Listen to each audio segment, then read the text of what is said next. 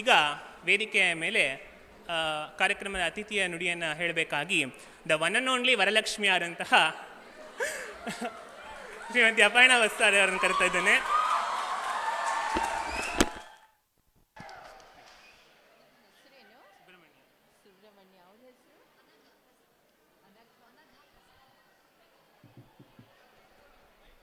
Hello, ಇದಾ ಎರಡೂ ಓಕೆನಾ? Hello hello hello. ಹಾಂ, ಮೊದಲು ಅದು ಬೇಕು. ಇಲ್ಲಿ ಒನ್ ವೇ ಟ್ರಾಫಿಕ್ಕೇ ನಡೆಯೋದು. ಇಲ್ಲ, ಅಲ್ಲಿ ಮಾತಾಡ್ತಿದ್ದೀರಲ್ಲ, ನಾವು ಎಲ್ಲ ಬರ್ತೀವಿ, ಎಲ್ಲ ಸೇರಿಕೊಂಡು ಅಲ್ಲಿ ಮಾತಾಡೋಣ. ಇಲ್ಲ, ನಿಮ್ಮ ಕಿವಿಗಳನ್ನ ಒಂಚೂರು ಬಾಡಿಗೆ ಕೊಡಿ, ನಾವಿಲ್ಲಿ ಒಂಚೂರು ಏನೋ ಹೇಳ್ತೀವಿ, ನಮಗೆ ತಿಳಿದಿದ್ದು, ನಮ್ಮ ಅರಿವಿಗೆ ಬಂದಿದ್ದು, ಅದನ್ನು ನಿಮ್ಮ ಕಣ್ಣು ಕಿವಿ ಮನಸ್ಸುಗಳಲ್ಲಿ ತುಂಬಿಸ್ಕೊಳ್ಬೇಕು ಅಂತ ಕೋರ್ತೇವೆ. ವೇದಿಕೆಯಲ್ಲಿರುವ ಎಲ್ಲ ಹಿರಿಯರಿಗೆ, ನನ್ನ ಎಲ್ಲ ವಿದ್ಯಾರ್ಥಿ ಬಂಧುಗಳಿಗೆ ನಮಸ್ಕಾರ. ಮೊದಲನೇದಾಗಿ ನಮ್ಮ ಸುಬ್ರಹ್ಮಣ್ಯ ಮತ್ತು ಅನಘಾ ಪ್ರಸಾದ್ ಎಷ್ಟು ಸೊಗಸಾಗಿ ನಿರೂಪಣೆ ಮಾಡ್ತಿದ್ದಾರೆ.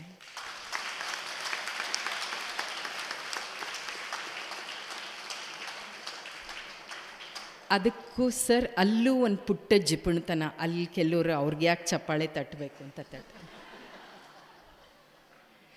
ಸಹಜವಾಗಿ ನನಗೆ ಆ ಕಡೆ ಗಮನ ಜಾಸ್ತಿ ಇತ್ತು. ಕಾರಣ ಹೇಗೆ ನಿರೂಪಣೆ ಮಾಡ್ತಾರೆ, ಏನು ಎಂಥ ತಯಾರಿ ಮಾಡಿದ್ದಾರೆ ಅನ್ನೋದು ತುಂಬ ಸಹಜವಾಗಿ ನಾನು ಗಮನಿಸುವಂತಹ ಅಂಶ.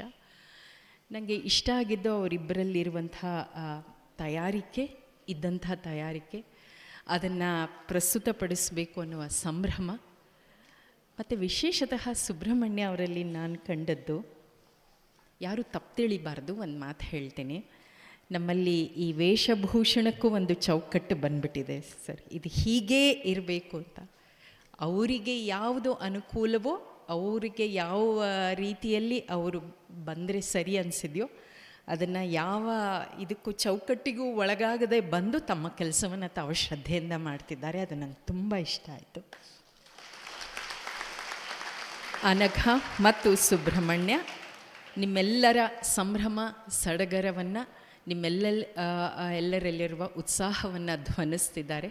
ಹಾಗಾಗಿ ಅವರಿಬ್ಬರಿಗೆ ನನ್ನ ಮೆಚ್ಚುಗೆ ಅಂದರೆ ಅದು ನಿಮ್ಮೆಲ್ಲರಿಗೂ ಸಲ್ತಿರುವಂಥ ಮೆಚ್ಚುಗೆ.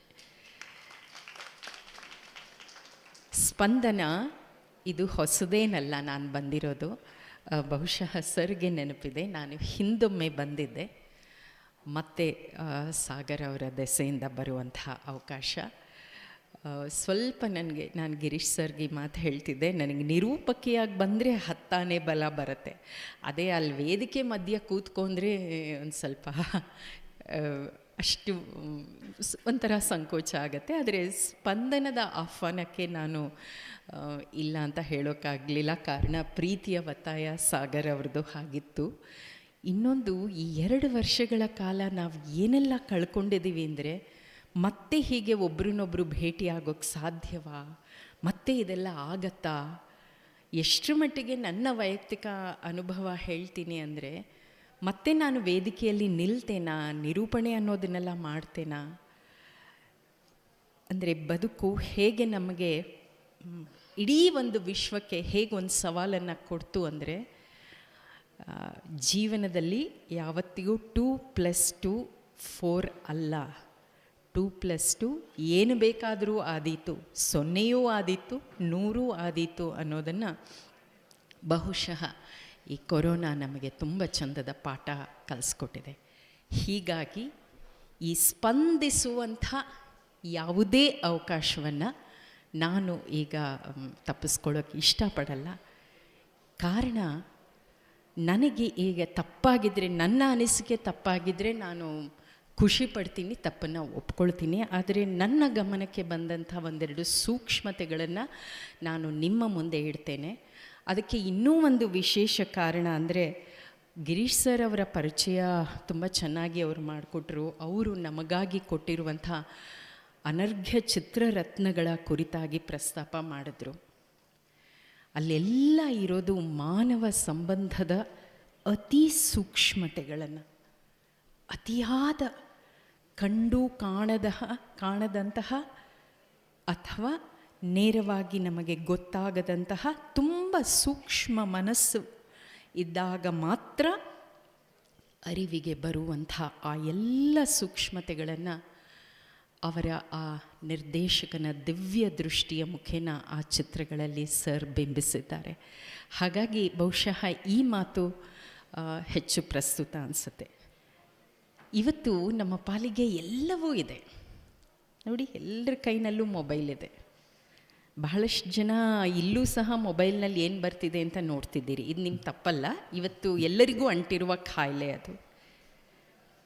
ಆದರೆ ಪರಸ್ಪರ ಮುಖಾಮುಖಿಯಾದಾಗ ಸ್ಪಂದಿಸುವ ಗುಣವನ್ನು ನಾವು ಕಳ್ಕೊಳ್ತಾ ಇದ್ದೇವೆ. ಏನು, ಹೇಗೆ, ಎತ್ತ, ನಿಮ್ಮ ಹೆಸರೇನು, ಯಾವ ಊರಿಂದ ಬಂದಿದ್ದೀರಿ, ನೀವೇನು, ಇದು ತುಂಬ ಮನುಷ್ಯ ಸಹಜ ಸ್ಪಂದನ. ಒಂದು ಮುಖಾಮುಖಿ ಒಬ್ರಿಗೊಬ್ಬರು ಆಗಬೇಕಾದಂತಹ ಪರಿಚಯ, ಆ ಮುಖೇನ ಒಂದು ಗೆಳೆತನವೋ ಒಂದು ಬಾಂಧವ್ಯವೋ ಒಂದು ಮೆಸೇಜ್ ಎಲ್ಲರಿಗೂ ತಲುಪಿಸ್ತೀವಿ, ಎದುರಿಗಿರೋರ್ನೇ ಮಾತಾಡಿಸ್ತಿರಲ್ಲ. ಬಹುಶಃ ಮಾನವ ಸಂಬಂಧ ಅಥವಾ ಮನುಷ್ಯ ಸಂಬಂಧ ಅಂದಾಗ ಇವತ್ತು ತುಂಬ ನಾವು ಅದರಲ್ಲಿ ಬಡವರಾಗ್ತಾ ಇದ್ದೀವಿ, ಮಿಕ್ಕೆಲ್ಲದರಲ್ಲೂ ಶ್ರೀಮಂತರಾಗ್ತಾ ಇದ್ದೀವಿ. ಇದು ನಾನು ತುಂಬ ಸೂಕ್ಷ್ಮ ಗನ್ನಡಿಯಲ್ಲಿ ಗಮನಿಸಿದಾಗ ನನ್ನ ಗಮನಕ್ಕೆ ಬಂದಿರುವ ಅಂಶ. ಬಹುಶಃ ಗಿರೀಶ್ ಸರು ಮತ್ತೆಲ್ಲ ಹಿರಿಯರು ಇದನ್ನು ಒಪ್ತಾರೆ ಅಂತ ಅಂದ್ಕೊಳ್ತೀನಿ. ಬೋರಾಗ್ತಿದೆಯಾ? ಆದರೆ ಒಂದು ಚಪಾಳಿ ತಟ್ಟಿಗೆ ಹೋಗಿ ಕೂತ್ಕೋತೀನಿ. ತಿರುಗಿ ತೊಳಲುವುದು, ತಿರಿದನ್ನ ಉಣ್ಣುವುದು, ಮರೆಯುವುದು, ಮೈ ಮರೆಯುವುದು, ಮರಳಿ ಹೊರಳಾಡುವುದು, ಇರುವಿದೇನು ಒಣರಗಳೆಯೋ ಮಂಕುತಿಮ್ಮ. ತಿರುಗಿ ತೊಳಲುವುದು, ತಿರಿದನ್ನ ಉಣ್ಣುವುದು, ಮರೆಯುವುದು, ಮೈ ಮರೆಯುವುದು, ಮರಳಿ ಹೊರಳಾಡುವುದು, ಇರುವಿದೇನು ಒಣರಗಳೆಯೋ ಮಂಕುತಿಮ್ಮ ಅಂತ DVG ಅವರು ಬಂದರು. ಇರುವು ನಮ್ಮ ಬದುಕು ಇಷ್ಟೇ. ಈ ದೃಷ್ಟಿಯೆಲ್ಲ ನೋಡಿದಾಗ ಹೊಡೆದಾಡ್ತೀವಿ, ಗುದ್ದಾಡ್ತೀವಿ, ನರಳಾಡ್ತೀವಿ, ಅದು ಬೇಕು ಅಂತೀವಿ, ಇದು ಬೇಕು ಅಂತೀವಿ, ಅದಕ್ಕೆ ಓಡಾಡ್ತೀವಿ, ಇದೇನೋ ಕಿಟ್ಲಿಲ್ಲ ಅಂತೀವಿ. ನಿತ್ಯವೂ ಬದುಕು ಒಂದು ಒಣರಗಳೆ ಅಂತ ಅನಿಸುತ್ತೆ. ಇಲ್ವಲ್ಲ, ನಮ್ಗೆ ಹಂಗೆ ಅನಿಸಿಲ್ವಲ್ಲ ಅಂತ ಅಂದರೆ ಅದಕ್ಕೆ ಕಾರಣ ಸ್ಪಂದನ, ಸಂಸ್ಕೃತಿ, ಸಂಸ್ಕಾರ. ಗಿರೀಶ್ ಸರ್ ಒಂದು ಮಾತು ಪ್ರಸ್ತಾಪ ಮಾಡಿದ್ರು, ಕಲೆ ಯಾಕೆ ಬೇಕು ಅಂತ. ನಿಸಾರ್ ಅಹಮದ್ ಸರ್ ಒಂದು ಪದ್ಯ ಬರೆದಿದ್ದಾರೆ, ಕವಿ ಇಲ್ಲದಿದ್ದರೆ ಲೋಕ ಉಡುಗಿ ಹೋಗುವುದಿಲ್ಲ, ಬಳಲಿ ಬರಡಾಗುವುದೂ ಇಲ್ಲ ಅಂತ. ಅಂದರೆ ಕವಿ ಇಲ್ಲದೇ ಇದ್ದರೂ, ಕವನ ಬರೀದೇ ಇದ್ದರೂ, ಯಾರು ಅದನ್ನು ಹಾಡದೇ ಇದ್ದರೂ, ನಾನು ನಿರೂಪಣೆ ಮಾಡದೇ ಇದ್ದರೂ, ಇನ್ಯಾರೋ ಬಂದು ನರ್ತನ ಮಾಡದೇ ಇದ್ದರೂ, ಗಿರೀಶ್ ಸರ್ ಅಂತಂಥ ಸಿನಿಮಾ ಮಾಡದೇ ಇದ್ದರೂ ಬದುಕು ಸಾಗತ್ತೆ, ಇಲ್ಲ ಅಂತಲ್ಲ. ಆದರೆ ಕೊನೆಯಲ್ಲಿ ಅವರೊಂದು ಸಾಲು ಬರೀತಾರೆ, ಬದುಕು ಹೇಗಿರುತ್ತದೆ ಅಂದರೆ ಕೊಂಚ ಬಡವಾಗಿ ಬರಡಾಗಿ, ಬಡವಾಗಿ ಬರಡಾಗಿ. ಅಂದರೆ ವಿಕೃತಿಗಳನ್ನು ನಾವು ಕಡಿಮೆ ಮಾಡಿಕೊಂಡು ಸಂಸ್ಕಾರಯುತ ಮನಸ್ಸಿನೊಟ್ಟಿಗೆ ಇನ್ನೊಬ್ಬರಿಗೆ ಆಗಿ ಬರುವ ಗುಣದೊಟ್ಟಿಗೆ, ಆಗು ಗೆಳೆಯ ಆಗು ನೀ ಭರವಸೆಯ ಪ್ರವಾದಿ ಅನ್ನೋದು ಕವಿ ಕೊಟ್ಟಿರುವ ಕರೆ. ಆ ಆಗಿ ಬರುವ ಗುಣವನ್ನು ನಮ್ಮದಾಗಿಸಿಕೊಂಡು ಒಂದಷ್ಟು ಎಲ್ಲರೊಂದಿಗೆ ಸ್ಪಂದಿಸುವ, ಬಾಂಧವ್ಯ ಬೆಳೆಸಿ ಬೆಸೆದುಕೊಳ್ಳುವ ಆ ಮನೋಭಾವ ಬೇಕು. ಅಂದರೆ ನಮ್ಮ ಮನಸ್ಸು ಹಸನಾಗಬೇಕು. ಹಸನಾಗೋಕ್ಕೆ ಮೃಗೀಯ ಅಂಶದಿಂದ ಮಾನವತ್ವದ ಕಡೆ ಹೋಗಬೇಕು ಅಂದರೆ ನಮಗೆ ಕಲೆ ಅಲ್ಲಿ ನಮಗೆ ಸಹಾಯ ಮಾಡೋದು ಒಂದು ಅದ್ಭುತ ಗಾಯನ, ಒಂದು ಒಳ್ಳೆ ನರ್ತನ, ಸ್ಪಂದನದಂಥ ಈ ರೀತಿಯ ಉತ್ಸವ. ಎಲ್ಲರೂ ಒಟ್ಟಾಗೋದು, ಎಲ್ಲರೂ ಕೇಕೆ ಹಾಕೋದು, ಎಲ್ಲರೂ ಸಂಭ್ರಮಿಸೋದು. ನನಗೆ ಇಲ್ಲೆಲ್ಲ ಬಂದಾಗ ನನ್ನ ಕಣ್ಣು ನೀವು ಗಮನಿಸ್ಬೋದು ಗೊತ್ತಿಲ್ಲದೆ ಅರಳುತ್ತೆ. ಕಾರಣ ಎಲ್ಲರೂ ಸಿಂಗರಿಸ್ಕೊಳ್ಳೋದು, ಎಲ್ಲರೂ ಸಂಭ್ರಮದಿಂದ ಓಡಾಡೋದು, ಮನೆಯಲ್ಲಿ ಏನೋ ಹಬ್ಬ ಆದಾಗ ಇದೇ ಚಂದ, ಇದೇ ಬದುಕನ್ನು ಕಟ್ಟಿಕೊಡುವಂಥ ಕ್ಷಣಗಳು. ಒಂದು ಫೈನ್ ಡೇ ಎಲ್ಲ ಚೆನ್ನಾಗಿಬಿಡುತ್ತೆ, ಆವಾಗ ಅದ್ಭುತವಾಗಿ ಜೀವನ ಮಾಡ್ತೀವಿ. ಅಲ್ಲ, ಅದು ಜೀವನ ಅಲ್ಲ, ಇದು ನಿರಂತರ ಪಯಣ. ಇದನ್ನು ನಿತ್ಯೋತ್ಸವವಾಗಿಸ್ಕೊಳ್ಳೋದು ನಮ್ಮ ಹೊಣೆ. ಆ ನಿತ್ಯೋತ್ಸವ ಆಗಿಸ್ಕೊಳ್ಳೋದು ಹೇಗೆ ಅನ್ನೋದಕ್ಕೆ ಸ್ಪಂದನದಂಥ ಉತ್ಸವ, ನಾವೆಲ್ಲರೂ ಬೆರೆಯುವಂತಹ ಉತ್ಸವ, ಒಬ್ಬರನ್ನೊಬ್ಬರು ಭೇಟಿಯಾಗುವ, ಸ್ನೇಹ ಬೆಳೆಸುವ, ಪರಸ್ಪರ ಅಭಿಪ್ರಾಯ, ಮಾತು, ಅನುಭವ ಎಲ್ಲವನ್ನ ಹಂಚಿಕೊಳ್ಳುವ ಈ ಸೇತುವೆ ಇದೆಯಲ್ಲ, ಇದು ನಮಗೆ ಬೇಕೇ ಬೇಕು. ಇದು ನಮಗೆ ಬೇಕು. ಹಾಗಾಗಿ ಇದಕ್ಕೆ 39 ವರ್ಷದ ಆಯುಷ್ಯ. ನಮಗೆ ಬೇಡದಿದ್ದರೆ ಇದು ಇಷ್ಟೊಂದು ಯಶಸ್ಸಾಗೋಕ್ಕೆ ಸಾಧ್ಯನೇ ಇರ್ತಿರಲಿಲ್ಲ. ಮತ್ತು ಗಿರೀಶ್ ಸರ್ ಎಷ್ಟು ಒಳ್ಳೆ ಮಾತು ಹೇಳಿದ್ರು. ಇದು 3 ದಿನದ ಉತ್ಸವದ ಆದ ನಂತರ ಒಂದು ಅಣುವಿನಷ್ಟು ನಾವು ಏನನ್ನೋ ಪಡ್ಕೊಂಡ್ವಿ, ಒಂದು ಸಾಂಸ್ಕೃತಿಕ ಅನುಭವದಿಂದ ನಾವು ಶ್ರೀಮಂತವಾದ್ವಿ, ನಮ್ಮ ಜೀವನದ ದೃಷ್ಟಿಕೋನ ಒಂದು ಮಟ್ಟಕ್ಕೆ ಬದಲಾಯಿತು ಅನ್ನೋದಾದರೆ ಅದು ಸ್ಪಂದನದ ಯಶಸ್ಸು, ನೀವು ಸ್ಪಂದನದಿಂದ ಪಡ್ಕೊಂಡಿರುವ ಯಶಸ್ಸು. ವೇದಿಕೆಯಲ್ಲಿ ಬಂದು ನೀವು ಯಾವುದೋ ಸ್ಪರ್ಧೆಯಲ್ಲಿ ಗೆದ್ದು ಸರ್ಟಿಫಿಕೇಟ್ ಪಡೆದೇ ಇರ್ಬೋದು, ನನಗೇನು ಗಿಟ್ಲಿಲ್ಲ ಅಂತ ಖಂಡಿತ ಅಂದ್ಕೋಬೇಡಿ. ಇಲ್ಲಿಯ ಪ್ರತಿಯೊಂದು ನಂಟು, ಇಲ್ಲಿಯ ಪ್ರತಿಯೊಂದು ಆಗು ಹೋಗು, ಯಾರೋ ಹೇಳುವಂಥ ಮಾತು, ಯಾರದ್ದೋ ಸಂಭ್ರಮ ಮತ್ತಾರದ್ದೋ ಗೆಳೆತನ, ಇವೆಲ್ಲವೂ ನಮಗೆ ಅನುಭವವಾಗಿ ನಮ್ಮನ್ನು ಗೊಳಿಸ್ಕೊಡುವಂಥದ್ದು, ನಮ್ಮಲ್ಲಿ ಸುಂದರವಾದ ನೆನಪುಗಳನ್ನು ಕಟ್ಟಿಕೊಡುವಂಥದ್ದು. ಹಾಗಾಗಿ ಇಲ್ಲಿಯ ಪ್ರತಿ ಕ್ಷಣವನ್ನು ಅನುಭವಿಸೋಣ, ಆನಂದಿಸೋಣ.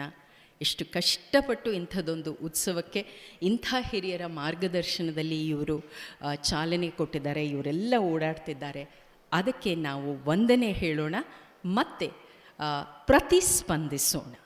ಸ್ಪಂದನಕ್ಕೆ ನಿಮ್ಮಿಂದ ಬೇಕಾಗಿರೋದು ಪ್ರತಿಸ್ಪಂದನ. ಅದು ನೀವು ಕೊಟ್ಟಾಗ 3 ದಿವಸದ ಈ ಹಬ್ಬ ಅತ್ಯಂತ ದೊಡ್ಡ ಸಾರ್ಥಕತೆಯನ್ನು ಪಡ್ಕೊಳ್ಳುತ್ತೆ. 39, 69 ಆಗತ್ತೆ, 100 ಆಗತ್ತೆ, ಆಗಬೇಕು. ಅದುವೇ ಸ್ಪಂದನದ ಯಶಸ್ಸು, ಅದುವೇ ನಮ್ಮೆಲ್ಲರ ಯಶಸ್ಸು. ಸಾಕಲ್ವಾ ಮಾತು? ಕೂತ್ಕೊಳ್ಳ. ಇನ್ನೊಂದು ವಿಷಯ, ಗಿರೀಶ್ ಸರ್ ಅವರಿದ್ದಾರೆ, ನಾನು ಹೇಳಲೇಬೇಕು. ನನಗೆ ತುಂಬ ವೈಶಾಲಿ ಮೇಡಮ್ ಅವರು ಈ ಸಂದರ್ಭದಲ್ಲಿ ನೆನಪಾಗ್ತಿದ್ದಾರೆ. ಯಾಕೆ ಈ ವೈಯಕ್ತಿಕ ಅನುಭವವನ್ನು ನಾನು ಹಂಚ್ಕೊಳ್ತಿದ್ದೀನಿ ಅಂದರೆ, ಮೂಡಲ ಮನೆ ಅನ್ನುವ ಧಾರಾವಾಹಿ ಬಂತು. ಅದರ ಆರಂಭದ 25 ಕಂತುಗಳಲ್ಲಿ ನಾನು ಸುಕನ್ಯಾ ಅನ್ನುವ ಪಾತ್ರವನ್ನು ವಹಿಸಿದ್ದೆ. ಆ ಪಾತ್ರಧಾರಿಯ ಬದುಕಿನಲ್ಲಾಗುವ ಕಥೆಯೇ ಮುಂದೆ ಇಡೀ ಧಾರಾವಾಹಿಗೆ ಚಾಲನೆಯನ್ನು ನೀಡುವಂಥದ್ದು. ಆ 25 ಕಂತುಗಳ ಚಿತ್ರೀಕರಣಕ್ಕಾಗಿ ಹಾವೇರಿಯ ಒಂದು ವಾಡೆ ಮನೆಯಲ್ಲಿ ನಾವು ಒಂದಷ್ಟು ದಿನ ಚಿತ್ರೀಕರಣ ಮಾಡಿದ್ವಿ. ಆ ಸಂದರ್ಭದಲ್ಲಿ ವೈಶಾಲಿ ಮೇಡಮ್ ಅವರು, KSL ಸ್ವಾಮಿ ಅವರು, ಯಮುನಾ ಮೂರ್ತಿಯವರು, ಅಂಥವರ ಜೊತೆ ಕಳೆದಂತಹ ಕ್ಷಣಗಳು ನನಗೆ ದೊಡ್ಡ ಪಾಠವನ್ನು ಮತ್ತು ದೊಡ್ಡ ಒಂದು ಅನುಭವ ಶ್ರೀಮಂತಿಕೆಯನ್ನು ಕಟ್ಟಿಕೊಡ್ತು.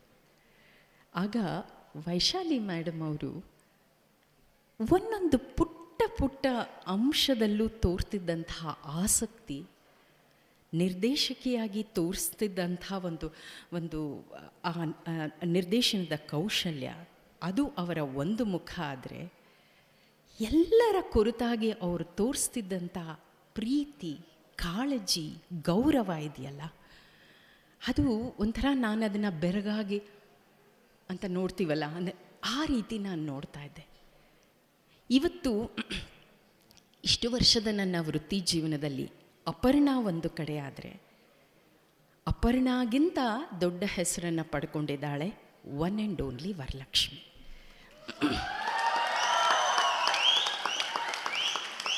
ಈ ಪಾತ್ರವನ್ನು ನಾನು ಒಪ್ಕೊಳ್ಳೋಕ್ಕೆ ಇಬ್ಬರು ಕಾರಣ. ಒಬ್ಬರು ವೈಶಾಲಿ ಕಾಸರವಳ್ಳಿ ಮೇಡಮ್, ಮತ್ತೊಬ್ಬರು ಸಿಹಿ ಕಹಿ ಚಂದ್ರು. ಇದನ್ನು ಅನೇಕ ಸಂದರ್ಶನಗಳಲ್ಲಿ ನಾನು ಹೇಳಿದ್ದೀನಿ. ಇದೇನೋ ಮಜಾ ಟಾಕೀಸ್ ಬಂದಿರೋದು ಈಗ, ವೈಶಾಲಿ ಮೇಡಮ್ ಅವರು ನಮ್ಮನ್ನು ಅಗಲಿ ಎಷ್ಟೋ ವರ್ಷಗಳಾಯಿತು ಅಂತ. ಅವರು ಒಂದು ಸಂದರ್ಭದಲ್ಲಿ ನನಗೊಂದು ಮಾತು ಹೇಳಿದರು.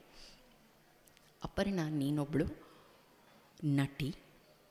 ನೀನು ನಟಿ ಆಗಿ ಮುಂದಿನ ಹಂತದ ಕಲಾವಿದೆ ಆಗಬೇಕು ಅಂದರೆ ನೀನು ಬರುವ ಎಲ್ಲ ಪಾತ್ರಗಳನ್ನು ಅಪ್ಕೊಳ್ತಾ ಹೋಗಬೇಕು. ಯಾವುದರಲ್ಲಿ ನೀನು ಯಶಸ್ಸನ್ನು ಪಡಿತೀಯೋ ಗೊತ್ತಿಲ್ಲ, ಆದರೆ ಪ್ರಯತ್ನದಿಂದ ಹಿಂಜರಿಬಾರದು. ಒಪ್ಕೋ, ಮಾಡು. ಜನ ಒಪ್ಪಿದ್ರೆ ಅದು ಓಕೆ, ಒಪ್ಪಲಿಲ್ಲ ಅದೊಂದು ಅನುಭವ. ಈ ಮಾತನ್ನು ಸಿಹಿ ಕಹಿ ಚಂದ್ರು ಅವರು ಸಹ ತಮ್ಮ ಹಾಸ್ಯ ಧಾರಾವಾಹಿಗಳ ನಿರ್ಮಾಣದಲ್ಲಿ ಒಂದು ಕಂತಿನಲ್ಲಿ ನಾನು ಪಾತ್ರ ವಹಿಸಬೇಕು ಅಂದಾಗ ಇದೇ ಮಾತನ್ನು ಹೇಳಿದರು.